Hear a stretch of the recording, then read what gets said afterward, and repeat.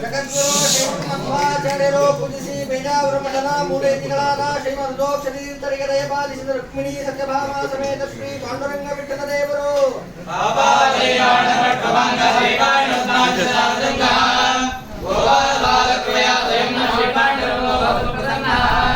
ತೀರ್ಥ ಕ್ಷೇತ್ರದಲ್ಲಿದ್ದ ಸಾಕ್ಷಾತ್ ಕರ್ಮಮಣಿ ಪೂಜಿತ ಜಗದ್ಗುರು ಶ್ರೀಮನ್ ಮಧ್ವಾಚಾರ್ಯ ಕರಾಚಿತ ಸೀತಾ ಲಕ್ಷ್ಮಣ ಸಮೇತ ಶ್ರೀರಾಮಚಂದ್ರ ದೇವರು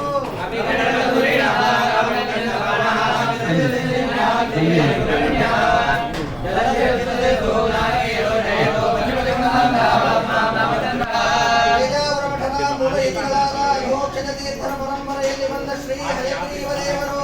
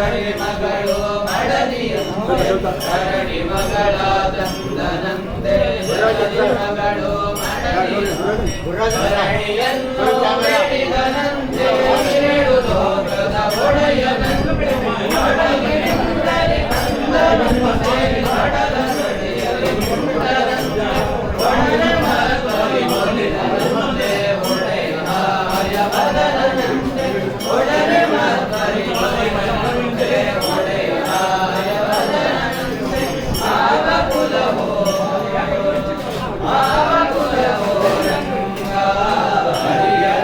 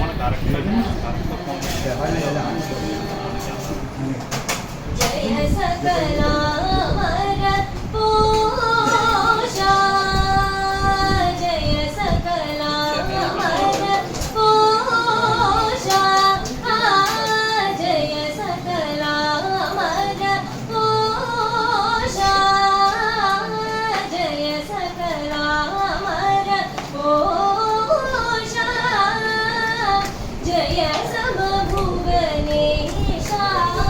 हरे जय सकला पूषा जय समभुवनेशा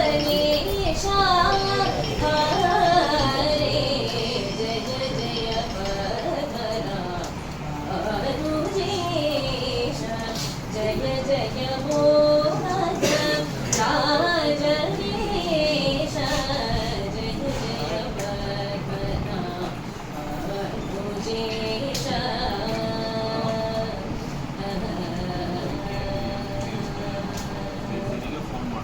जय कृपा भरित भाग जय संकल्प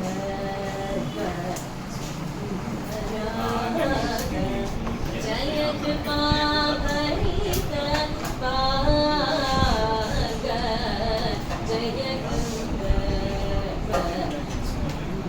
राग जय मणि शोभित गंगा जय मुरली शोभित गंगा जय मुरली शोभित गंगा जय मुरली शोभित गंगा जय मुरली शोभित गंगा जय धनुजारी गंगा रे जय मुरली शोभित गंगा जय धनुजारी गंगा रे जय जय पद्मनाभनुजेश जय जय मोहन राजवेश जय जय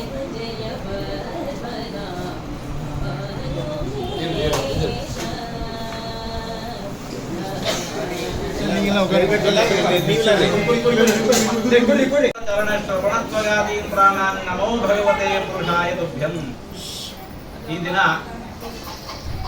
ಸಾಮಾಜಿಕವಾಗಿ ಸ್ವಾತಂತ್ರ್ಯ ದಿನಾಚರಣೆಯನ್ನು ನಾವೆಲ್ಲ ಆಚರಿಸ್ತಾ ಇದ್ದೇವೆ. ನಾವೆಲ್ಲ ಸ್ವತಂತ್ರರು. ಏನು ಸ್ವಾತಂತ್ರ್ಯ ಶಬ್ದದ ಅರ್ಥ? ಮುಖ್ಯವಾಗಿ ಸ್ವತಂತ್ರ ಅಂದ್ರೆ ಯಾರು? ಸ್ವತಂತ್ರೋ ಭಗವಾನ್ ವಿಷ್ಣು. ನಮ್ಮೆಲ್ಲರಿಗೂ ಮೂಲ ಗುರುಗಳಾಗಿರುವ ಶ್ರೀಮದ್ ಆಚಾರ್ಯರು ತೋರಿಸ್ತಾ ಇದ್ದಾರೆ. ಸ್ವತಂತ್ರ ಯಾರು? ಸ್ವತಂತ್ರ ಭಗವಾನ್ ವಿಷ್ಣು. ನಾವೆಲ್ಲರೂ ಕೂಡ ಅಸ್ವತಂತ್ರರು. ಮತ್ತೆ ಇವತ್ತು ನಾವು ಸ್ವಾತಂತ್ರ್ಯ ದಿನಾಚರಣೆ ಆಚರಿಸ್ತಾ ಇದ್ದೇವೆ. ನಾವು ಸ್ವತಂತ್ರರು ಅಂತ ಹೇಳಿಕೊಂಡು, ಹೌದು, ಈ ಸ್ವಾತಂತ್ರ್ಯ ಏನು? ನಾವೇ ರೂಪಿಸಿಕೊಂಡಿರತಕ್ಕಂತಹ ನೀತಿ ನಿಯಮಾವಳಿಗಳು ಏನಿದ್ದಾವಲ್ಲ, ಆ ಎಲ್ಲ ನೀತಿ ನಿಯಮಾವಳಿಗಳಿಗೆ ಬದ್ಧರಾಗಿ ಇರೋದೇ ಇದೇ ಸ್ವಾತಂತ್ರ್ಯ ಅಂತಂದ್ರೆ. ಸ್ವಾತಂತ್ರ್ಯ ಬೇರೆ, ಸ್ವಚ್ಛಂದತನ ಬೇರೆ. ಸ್ವಾತಂತ್ರ್ಯ ಅಂತಂದ್ರೆ ಸ್ವಚ್ಛಂದತನಲ್ಲ, ಹೇಗೆ ಬೇಕಾದ್ರೂ ಇರ್ತೇನೆ ಇಲ್ಲ. ಒಂದು ಸಮಾಜದೊಳಗೆ ಇರೋವಾಗ ಒಂದಲ್ಲ ಎರಡಲ್ಲ 100 ಕಟ್ಟುಪಾಡುಗಳಿಗೆ ಬದ್ಧರಾಗಿ ನಾವಿರಬೇಕು. ಮತ್ತೇನು ಸ್ವಾತಂತ್ರ್ಯ ಅಂತಂದ್ರೆ? ಇದು ನಾವೇ ರೂಪಿಸಿಕೊಂಡಿರುವ ನೀತಿ ನಿಯಮಾವಳಿಗಳು. ಯಾರೋ ರೂಪಿಸಿರುವ ನೀತಿ ನಿಯಮಾವಳಿಗಳಿಗೆ ನಾವು ಬದ್ಧರಾಗಿದ್ದಾಗ ನಾವು ಅಸ್ವತಂತ್ರರು. ನಾವೇ ರೂಪಿಸಿಕೊಂಡಿರತಕ್ಕಂತಹ ನೀತಿ ನಿಯಮಾವಳಿಗಳು, ನಮ್ಮ ಸಂವಿಧಾನ ಇದೆ, ಅದಕ್ಕೆ ನಾವು ಬದ್ಧರಾಗಿ ನಡೆಯೋದೇ ನಾವು ಸ್ವತಂತ್ರರು. ಪರಮ ಮುಖ್ಯ ಸ್ವತಂತ್ರ ಯಾರು? ಭಗವಂತ ಒಬ್ಬರೇ. ಧ್ರುವರಾಜರು ಪುಟ್ಟ ಕುಮಾರ, ಮಲದಾಯಿ ಗದರಿದ್ಲು ಅಂತ ಹೇಳಿಕೊಂಡು ತಪಸ್ಸಿಗೆ ಹೋದ್ರು. ದೇವರು ಪ್ರತ್ಯಕ್ಷ ಆದ. ದೇವರೊಳಗೆ ಏನೋ ಮಾತನಾಡ್ಕೋಬೇಕು, ನನ್ನ ಬಯಕೆ ನಿವೇದಿಸಿಕೊಳ್ಬೇಕು, ಮಾತೇ ಹೊರಡ್ತಾ ಇಲ್ಲ. ಆ ಹೊತ್ತಿಗೆ ಮಗುವಿನ ಸ್ಥಿತಿಯನ್ನು ಗಮನಿಸಿರುವ ಭಗವಂತ ತಾನೇ ತನ್ನ ಶಂಖವನ್ನು ಕಪೋಲಕ್ಕೆ ಸ್ಪರ್ಶ ಮಾಡಿಸಿದ. ಮಾತು ಹೊರಬೀಳಲಿಕ್ಕೆ ಪ್ರಾರಂಭ ಆಯಿತು. ಬಿದ್ದ ಮಾತು, ಹೊರಬಂದ ಮಾತು ನಮ್ಮ ನಿಮ್ಮಂತಹ ಮಾತು ಆಗಿರಲಿಲ್ಲ. ಅದು ಭಗವಂತನ ಸ್ತೋತ್ರ ಆಗಿತ್ತು. ಏನು ಸ್ತೋತ್ರದ ಅಭಿಪ್ರಾಯ? ಭಗವಂತ, ನನ್ನ ವಾಗಿಂದ್ರೆ ಸುಪ್ತವಾಗಿತ್ತು, ನೀನು ಒಳ ಪ್ರವೇಶ ಮಾಡಿ ಅದಕ್ಕೆ ಪ್ರೇರಣೆ ನೀಡಿದ್ದರಿಂದಾಗಿ ಇವತ್ತು ಮಾತು ಹೊರಬೀಳ್ತಾ ಇದೆ. ಮಾತೊಂದು ಅಂತಲ್ಲ, ಅನ್ಯಾಂಶ ಹಸ್ತ ಚರಣ ಶ್ರವಣ ತ್ವಗಾದಿ ಪ್ರಾಣ ಕರಕರಣಾದಿ ಸಕಲಾವಯವಗಳು ಸಕಲೇಂದ್ರಿಯಗಳು ಪ್ರವೃತ್ತಿ ಮಾಡ್ತಾ ಇದ್ದಾವೆ ಅಂತಂದ್ರೆ ಭಗವಂತ ಅದು ನಿನ್ನ ಅನುಗ್ರಹದಿಂದ. ನೀನು ಸರ್ವತಂತ್ರ ಸ್ವತಂತ್ರ. ಧಾಮ್ನ ಸ್ವೇನ ಸದಾ ನಿರಸ್ತುತಹಗಂ. ಆ ಭಗವಂತ ಅನುಗ್ರಹದಿಂದಾಗಿ ನಾವೆಲ್ಲ ಎಲ್ಲಿ ತನಕ ಅಂತಂದ್ರೆ ನಮ್ಮ ದೇಹದ ಮೇಲೂ ನಮಗೆ ಸ್ವಾತಂತ್ರ್ಯ ಇಲ್ಲ, ನಮ್ಮ ಇಂದ್ರಿಯಗಳ ಮೇಲೂ ನಮಗೆ ಹತೋಟಿ ಇಲ್ಲ. ನಾವೇನು ಸ್ವತಂತ್ರರು? ಭಗವಂತ ಒಳಗೆ ನಿಂತುಕೊಂಡು ಮುಗಿಸಿದ ಅಂತಂದ್ರೆ ಎಲ್ಲ ನಡೆಯುತ್ತೆ. ಶ್ರೀಮದ್ ಆಚಾರ್ಯರು ಅದಕ್ಕೋಸ್ಕರ ನಮಗೆ ಎಚ್ಚರಿಸ್ತಾ ಇದ್ದಾರೆ. ಗುರು ಭುಂಕ್ಷಜ ಕರ್ಮ ನಿಜ ನಿಯತಂ ಹರಿಪಾದ ವಿನಮ್ರಧಿಯ ಸತತಂ. ಸರ್ವತಂತ್ರ ಸ್ವತಂತ್ರನಾದ ಭಗವಂತ ನಮ್ಮೆಲ್ಲರ ಒಳಗೆ ಉಳಿದುಕೊಂಡು ನಿಂತುಕೊಂಡು ನಮ್ಮೆಲ್ಲರ ಈ ಚಟುವಟಿಕೆಗಳನ್ನು ನಡೆಸ್ತಾ ಇರಬೇಕು ಅಂದ್ರೆ ಅವನಿಗೇನು ಅಗತ್ಯವೇ ಇಲ್ಲ. ಅವನ ಡ್ಯೂಟಿ ಅಲ್ಲ. ಮಾಡಲಿಲ್ಲ ಅಂತ ಹೇಳಿದ್ರೆ ಯಾರು ಕೇಳೋರಿಲ್ಲ. ಆದರೂ ನಮ್ಮೆಲ್ಲರ ಅನುಗ್ರಹ ಬುದ್ಧಿಯಿಂದ ನಮಗೆ ಒಳಿತಾಗಲಿ ಅಂತ ಹೇಳಿಕೊಂಡು ಇಷ್ಟೆಲ್ಲ ಮಾಡ್ತಾ ಇದ್ದಾನೆ. ಅಂತಹ ಭಗವಂತನನ್ನು ನಾವು ಸದಾ ಉಪಕಾರ ಸ್ಮರಿಸ್ಕೋಬೇಕು.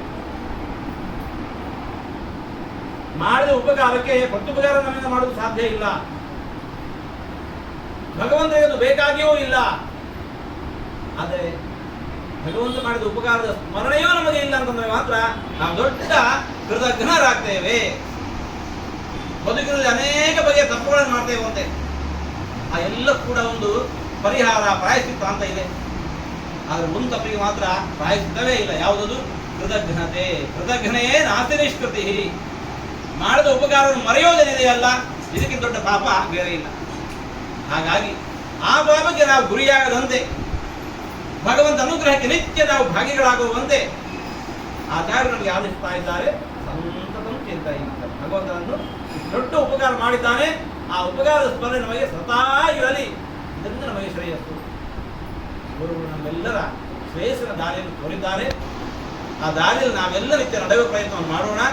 ಹರಿಗುರುಗಳ ಅನುಗ್ರಹ ಶ್ರೀರಕ್ಷೆ ಎಲ್ಲರ ಮೇಲೆ ನಿರಂತರ ಇರಲಿ ಎಂದು ನಾವು ಭಾವಿಸ್ತಾ ಇದ್ದೇವೆ, ಪ್ರಾರ್ಥಿಸ್ತಾ ಇದ್ದೇವೆ.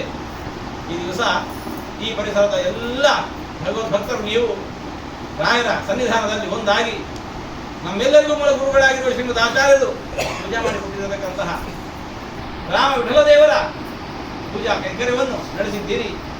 ಭಗವದ್ ಅನುಗ್ರಹ ಶ್ರೀರಕ್ಷೆ ಎಲ್ಲರ ಬದುಕಿನಲ್ಲಿ ನಿರಂತರ ಇರಲಿ. ಬದುಕಿನಲ್ಲಿ ಬರಬಹುದಾದಂತಹ ಏನೇ ಆಪತ್ತುಗಳಿದ್ದರೂ ಕೂಡ ದೇವರು ಅದನ್ನೆಲ್ಲ ದೂರ ಮಾಡಿಕೊಟ್ಟು ನಿತ್ಯ ಸುಖ ಸಂತೋಷ ಸಮೃದ್ಧಿಯಂತೆ ದೇವರು ಪ್ರಾರ್ಥಿಸ್ತಾ ಇದ್ದೇವೆ. ಎಲ್ಲರಿಗೂ